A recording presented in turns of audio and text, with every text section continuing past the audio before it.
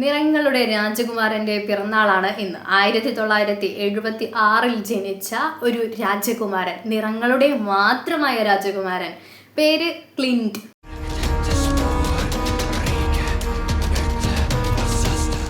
അച്ഛൻ ഒരു എറണാകുളം സ്വദേശിയാണ്. അമ്മ എലത്തൂർ ഭാഗമായിട്ടുള്ള ഒരു പ്രദേശത്ത് നിന്ന വ്യക്തിയാണ്. ക്ലിന്റ് ഈസ്റ്റ്വുഡ് എന്നാണ് മുഴുവൻ പേര്. അച്ഛൻ ഇഷ്ടപ്പെട്ട സംവിധായകൻ, അതായത് ഹോളിവുഡിന്റെ സംവിധായകനും ലേറ്റ് കാലിഫോർണിയ ഗവർണറുമെല്ലായ ആ വ്യക്തിയുടെ ആരാധന മൂത്തിട്ടാണ് തൻ്റെ കുഞ്ഞിന് ക്ലിന്റ് എന്ന പേര് വെച്ചത്. പിന്നീട് നടന്നതെല്ലാം ഒരു മാജിക്കായി. സെബാസ്റ്റ്യൻ പലിത്തോട് എഴുതിയ ക്ലിന്റ് നിറങ്ങളുടെ രാജകുമാരൻ എന്ന പുസ്തകത്തിൽ ഒരു വരി പറയുന്നുണ്ട് ക്ലിന്റിനെ കുറിച്ച്. കേൾക്കാം. സിസ്റ്റീൻ ദേവാലയത്തിന്റെ മേലാപ്പിൽ ചിത്രങ്ങൾ വരച്ച് തീർക്കാനായി ദൈവം മൈക്കിൾ ആഞ്ചലോയെ ഭൂമിയിലേക്ക് പറഞ്ഞയച്ചതുപോലെ ഒരവധിക്കാലം ചെലവിടാനായി കയ്യിലൊരു ബ്രഷുമായി ദൈവം ഭൂമിയിലേക്ക് പറഞ്ഞുവിട്ട കുട്ടിയാണ് ക്ലിന്റ് എന്ന്. അപ്പൊ അത്രത്തോളം മനോഹരമായ ചിത്രങ്ങളാണ് ക്ലിന്റ് ഭൂമിയിലേക്ക് വന്നിട്ട് കാഴ്ചവെച്ചിരിക്കുന്നത്. വെറും 6 വയസ്സിൽ 40,000-50,000-ത്തിലധികം ചിത്രങ്ങൾ, പെയിന്റിങ്സ് ആണ് ക്ലിന്റ് വരച്ചു കൂട്ടിയിരിക്കുന്നത്. നമുക്ക് ചിന്തിക്കാൻ, ഊഹിക്കാൻ പോലും പറ്റാത്ത അത്രത്തോളം ചിത്രങ്ങളാണ് ക്ലിന്റ് വരച്ചു വെച്ചിരിക്കുന്നത്. ചെറുപ്പത്തിൽ തന്നെ, വളരെ ചെറുപ്പത്തിൽ തന്നെ, തൻ്റെ 2 വയസ്സൊക്കെ ആകുന്ന സമയത്ത് തന്നെ ക്ലിന്റ് ഇഷ്ടികയുടെ പൊടി, ഇഷ്ടികയുടെ കല്ല്, അങ്ങനത്തെ കുറേ ഈ പാർട്സ് ഒക്കെ ഉണ്ടാവില്ല, അതൊക്കെ എടുത്തിട്ട് നിലത്ത് ചിത്രം വരയ്ക്കാൻ തുടങ്ങി. അപ്പോഴാണ് ക്ലിന്റിന്റെ പാരൻസ് ഇത് ശ്രദ്ധിക്കാൻ തുടങ്ങിയത്. സാധാരണ ഒരു കുത്തിവരയിലൊന്നായിരുന്നില്ല ചിത്രങ്ങൾ, എല്ലാം മനോഹരമായ അർത്ഥമായിട്ടുള്ള ചിത്രങ്ങളൊക്കെ ആയിരുന്നു. അങ്ങനെ വരയ്ക്കാൻ തുടങ്ങി. പിന്നീട് തറയിൽ നിന്ന് ചുമരിലേക്ക് പോകാൻ തുടങ്ങി. ക്ലിന്റിന്റെ അച്ഛൻ ഒരു ഓഫീസിൽ വർക്ക് ചെയ്യാണ്. അപ്പോൾ ഈ ചിത്രങ്ങളൊക്കെ കണ്ടപ്പോൾ അച്ഛന് മനസ്സിലായി മകൻ എന്തോ ഒരു സംഭവം, കഴിവുണ്ട്, വരയ്ക്കാനൊക്കെ താല്പര്യമുണ്ട് എന്നൊക്കെ. അപ്പം അച്ഛൻ വർക്ക് കഴിഞ്ഞ് തിരിച്ചു വരുമ്പോൾ ഓഫീസിലുള്ള ബിൽ ബുക്കുകളും പിന്നെ ഒരു ഭാഗത്ത് എഴുതിയിരിക്കുന്ന വൈറ്റ് ഷീറ്റ്സ് ഒക്കെ ക്ലിന്റിന് വേണ്ടി കൊണ്ടുവരും. അപ്പോൾ ക്ലിന്റ് പിന്നെ അതിലേക്ക് ഇങ്ങനെ വരയ്ക്കാൻ തുടങ്ങി. ക്ലിന്റിൻ്റെ അച്ഛൻ ജോസഫ് പണ്ട് ഈ ജോലിയിൽ മുന്നേ ഒരു ടെക്സ്റ്റൈൽ ഷോപ്പിൽ എന്തോ വർക്ക് ചെയ്തിട്ടുണ്ടായിരുന്നു. അപ്പോൾ ഈ ടെക്സ്റ്റൈൽ ഷോപ്പിൽ തുണികളുടെ ഉള്ളിൽ ഒരു ബ്ലാക്ക് കാർഡ് പോലെയൊക്കെ ഉണ്ടാവുമല്ലോ, അപ്പോൾ അതൊക്കെ കൊണ്ടുവന്ന് ശേഖരിച്ച് ഇങ്ങനെ മകന് കൊണ്ടു കൊടുക്കും. മകനാണെങ്കിൽ ഇങ്ങനെ വരച്ച് പോയോണ്ടിരിക്കും. മകൻ്റെ ഉള്ളിൽ ഈ ഒരു ആഗ്രഹം അച്ഛന് ഇഷ്ടപ്പെട്ടുകൊണ്ട് അച്ഛൻ്റെ ഒരു കൂട്ടുകാരനുണ്ട്, പേര് മോഹനൻ എന്നാണ്. അച്ഛൻ അറിഞ്ഞ ഏറ്റവും നല്ല ചിത്രകാരൻ മോഹനനാണ്. കാരണം അടുത്ത സുഹൃത്തുമായിട്ട് നല്ല രീതിയിൽ ചിത്രം വരയ്ക്കും അച്ഛൻ അറിഞ്ഞ ഒരു വ്യക്തിയാണ്.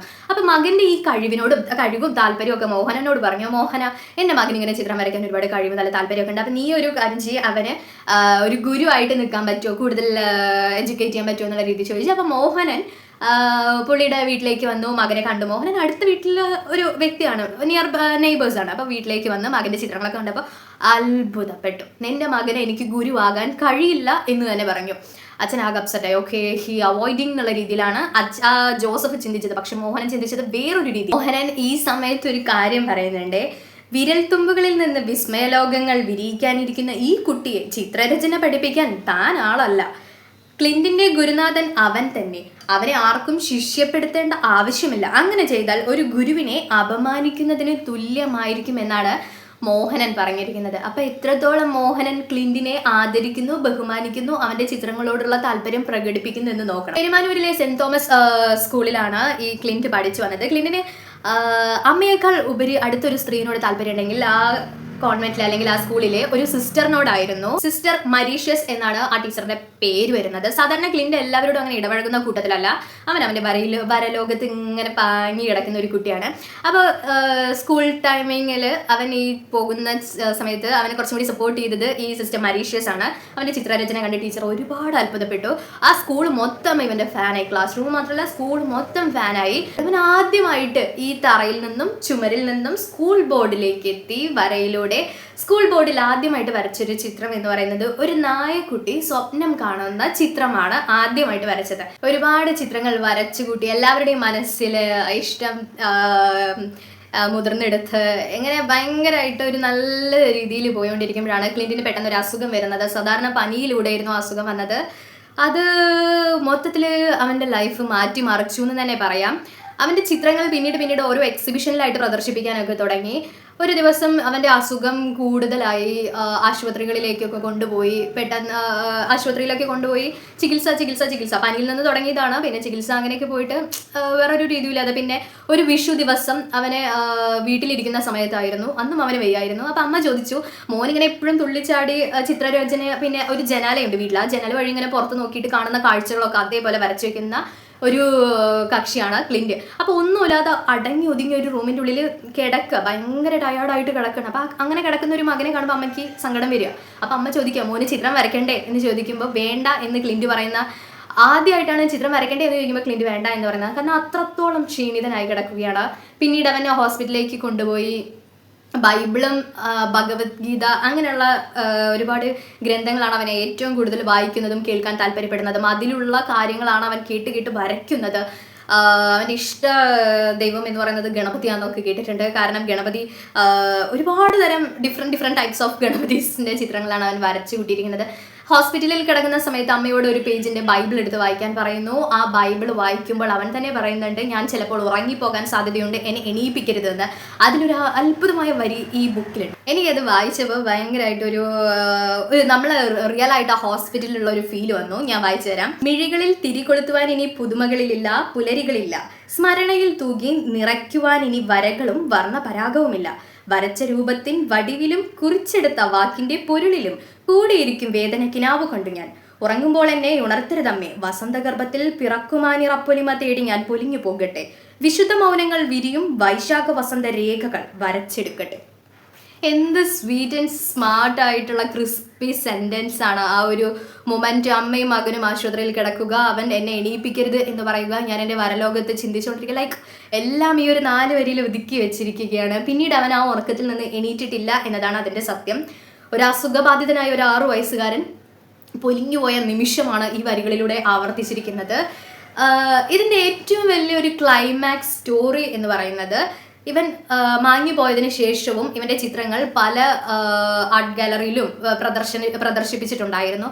അങ്ങനെ ഇരിക്കെ ഒരു സ്ഥലത്ത് ഇത് പ്രദർശിപ്പിച്ചുകൊണ്ടിരിക്കുമ്പോൾ ഒരുപാട് പേര് ഇങ്ങനെ കീറിപ്പോയി കണ്ടുവരില്ല. അതിലൊരു വ്യക്തി തിരിച്ചു വന്നു. ഈ ജോസഫ് അവിടെ നിൽക്കുന്നുണ്ട്, അതായത് ക്ലിൻറ്റിൻ്റെ അച്ഛൻ. അപ്പോൾ ജോസഫിനോട് പോയി ചോദിക്കുകയാണ്, ഈ ചിത്രം വരച്ച, അതായത് ഒരു തെയ്യത്തിൻ്റെ ചിത്രമാണ് കാണിച്ചു കൊടുത്തത്, ഈ ചിത്രം വരച്ച വ്യക്തി ഇപ്പോൾ ജീവനോട് ഉണ്ടോ എന്ന് മാത്രം എനിക്ക് അറിഞ്ഞാൽ മതി എന്നാണ് ആ വ്യക്തി ചോദിച്ചിരിക്കുന്നത്. ജോസഫ് ആകെ കൺഫ്യൂസ്ഡ് ആയി. കാരണം ഇത്രയും ദിവസം ഈ ആർട്ട് ഗാലറിയിൽ നിന്ന് ഇറങ്ങിപ്പോയ ആരും ഇങ്ങനെ വരച്ച ആൾ ജീവനോടുണ്ടോ എന്ന് ചോദിച്ചിട്ടില്ല. ഇത് കേട്ടപ്പോൾ ജോസഫ് കുറേ ഇങ്ങനെ അവൻ്റെ ബാക്ക് മൂമെൻറ്റ്സിലേക്ക് പോയി. മകൻ മരിച്ചിട്ട് കുറേ ആയിട്ടാണ് ഈ ആർട്ട് ഗാലറി നടക്കുന്നത്. അപ്പോൾ ജോസഫ് പറഞ്ഞു ഇല്ല എന്ന് പറഞ്ഞു. അല്ല, സ്റ്റാർട്ടിങ് എന്തേ എന്ന് ചോദിച്ചു. കാരണം എന്താണ് ഈ ചോദ്യം വരാനുള്ള കാര്യം, എന്തിനാണ് അങ്ങനെ ചോദിക്കുന്നത് ചോദിച്ചപ്പോൾ പറഞ്ഞു, ഞാനൊരു തെയ്യം കെട്ടുന്ന വ്യക്തിയാണ്, ഇത് മുച്ചിലോട്ട് ഭഗവതിയുടെ തെയ്യമാണ്. ഞങ്ങൾ ഇതുവരെയ്ക്കും മുച്ചിലോട്ട് ഭഗവതിയുടെ തെയ്യം മുഴുവനായിട്ട് കെട്ടിയിട്ടില്ല. മനഃപൂർവ്വം എന്തെങ്കിലും ഒരെണ്ണം ഒഴിവാക്കിയിട്ടായിരിക്കും നമ്മൾ കെട്ടുക. കാരണം ആ പൂർണ്ണ രൂപം അവർ ഇതുവരെയ്ക്കും കെട്ടിയിട്ടില്ല. അങ്ങനെ കെട്ടാൻ പാടില്ല. അങ്ങനെ ചെയ്തിട്ടുണ്ടെങ്കിൽ ആ വ്യക്തി ജീവനോടെ ഉണ്ടാവില്ല എന്നതാണ് അവരുടെ ഒരു വിശ്വാസം എന്നാണ് പറഞ്ഞത്. അങ്ങനെ പറഞ്ഞിട്ടാണ് ആ വ്യക്തി ആ ആർട്ട് ഗാലറിയിൽ നിന്ന് പുറത്തിറങ്ങുന്നത്. അപ്പോൾ അച്ഛൻ അതിനെക്കുറിച്ച് ആലോചിക്കുക. കാരണം മുച്ചിലോട്ട് ഭഗവതി തെയ്യത്തിൻ്റെ മുഴുവൻ രൂപവും വരഞ്ഞു വെച്ചിട്ടുണ്ട്. ഇന്നേ വരയ്ക്കും അവൻ ആ രൂപം കണ്ടിട്ടില്ല. അവൻ്റെ ഓർമ്മയിൽ വന്നിരിക്കുന്ന, സ്വപ്നത്തിൽ വന്നിരിക്കുന്ന, അല്ലെങ്കിൽ അവൻ്റെ ഇതിൽ വന്നിരിക്കുന്ന ചിത്രമാണ് അവൻ വരച്ചു വെച്ചിരിക്കുന്നത്. മുച്ചിലോട്ട് ഭഗവതിയുടെ യഥാർത്ഥ രൂപം അവൻ കലി തുള്ളി നിൽക്കുന്ന ഒരു ഭഗവതിയുടെ രൂപം മൊത്തത്തിൽ വരച്ചു വെച്ചിരിക്കുന്നു. തെയ്യം കെട്ടുന്നവർ പോലും അത് മുഴുവനായിട്ട് കിട്ടില്ല. കാരണം ഇതാണ് അതിൻ്റെ ബാക്ക് സ്റ്റോറി എന്ന് പറഞ്ഞിട്ട്. ഇത് കേട്ട ഉടനെ അച്ഛനാകെ ഷോക്കായി. ചില ആൾക്കാർ പറയുന്ന ഒരു ഭാഗമാണ് മുച്ചിലോട്ട് ഭഗവതിയുടെ മുഴുവൻ രൂപം കിട്ടിയത് കൊണ്ടാണ്, മുഴുവൻ രൂപം വരച്ചത് കൊണ്ടാണ് ക്ലിൻറ്റിന് ഈ ചെറിയ പ്രായത്തിൽ ഇത്രയും പെട്ടെന്ന് മാങ്ങി പോകേണ്ടി വന്നു എന്ന് പറയുന്നത്. മറ്റുള്ളവർ സയൻറ്റിഫിക്കലി ഹോസ്പിറ്റലൈസ്ഡ് ആയത് അസുഖം മൂലം മരണം അങ്ങനെയൊക്കെ പറയുന്നുണ്ട്. പക്ഷെ ഇത് മൊത്തത്തിലൊരു മാജിക്കൽ സംതിങ് ഡിഫറെൻ്റ് ആണ്. ഇതും ആ ഒരു വരികൾ അവതരിപ്പിച്ചിരിക്കുന്നത് ഈ ഒരു സിറ്റുവേഷൻ എന്ന് പറയുന്നത്, ഉറങ്ങിയ തുള്ളി വെളിപാട് കൊണ്ടുവരുന്ന തെയ്യത്തിന്റെ ദ്രവീഡിയൻ കരുത്താകെ അഗ്നിശോഭ പടർത്തി നിറഞ്ഞു നിൽക്കുന്ന ചിത്രം. ചെണ്ടയുടെ രൗദ്രതാളത്തിനൊപ്പം നിറങ്ങളും തീവെട്ടുകളും തിടം വെക്കുന്ന ആ നിമിഷത്തിൽ താൻ തൻ്റെ അവസാന ചിത്രവും അതിൻ്റെ പരിപൂർണതയിൽ വരച്ചു തീർക്കുകയാണെന്ന് ആ കുഞ്ഞ് ഓർത്തിരിക്കുമോ? എന്തായാലേ അവസാനം കൊണ്ട് എത്ര രീതിയിലായിട്ടാണ് മൊത്തം കൺക്ലൂഷൻ. അത് the movie of the interval മൊത്തം ചേഞ്ച് ആയി എന്ന് പറയുന്ന പോലെ, dying is an art and I do it perfectly well. നമ്മുടെ സിൽവിയ പ്ലാത്ത് എഴുതിയ ഒരു വരികളായിരുന്നു. അപ്പോൾ അത്രയും ഒരു ക്രിസ്പി കൺക്ലൂഷനാണ് ഈ ക്ലിൻറ്റിൻ്റെ ലൈഫ് സ്റ്റോറിയിൽ വരുന്നത്. ഞാൻ ഏറ്റവും കൂടുതൽ ഇഷ്ടപ്പെടുന്ന ഒരു വ്യക്തിയാണ് ക്ലിൻറ്റ്. ഇന്നൊന്നല്ല, കുറേ മുന്നേ തൊട്ടെന്നെ ഞാൻ ഈ ക്ലിൻറ്റിനെ കുറിച്ച് കേൾക്കാൻ തുടങ്ങിയതാണ്. അവൻ്റെ ചിത്രങ്ങൾ, എനിക്ക് ഈ ചിത്രത്തിനോട് ഭയങ്കര താല്പര്യം. എനിക്ക് വരയ്ക്കാൻ ഇഷ്ടമാണ്, ഈ പെയിൻറ്റിങ്സ് കാണാൻ. അപ്പോൾ ക്ലിൻറ്റിൻ്റെ ഓരോ ചിത്രവും ഭയങ്കര അഡ്മയറിങ് ആയിട്ടുള്ള കുറേ കാര്യങ്ങളൊക്കെയാണ്. അപ്പോൾ ഇന്നാണ് അവൻ്റെ ജന്മദിനം. സോ ഈ ദിവസം ഞാനിത് പറഞ്ഞിട്ടില്ലെങ്കിൽ പിന്നെ ഞാൻ ക്ലിൻറ്റിനെ കുറിച്ച് പറഞ്ഞിട്ട് കാര്യമില്ല. സോ പറ്റുകയാണെങ്കിൽ ക്ലിൻറ്റിൻ്റെ ചിത്രങ്ങൾ എന്തായാലും കാണണമെന്ന് ഞാൻ സജസ്റ്റ് ചെയ്യുന്നു.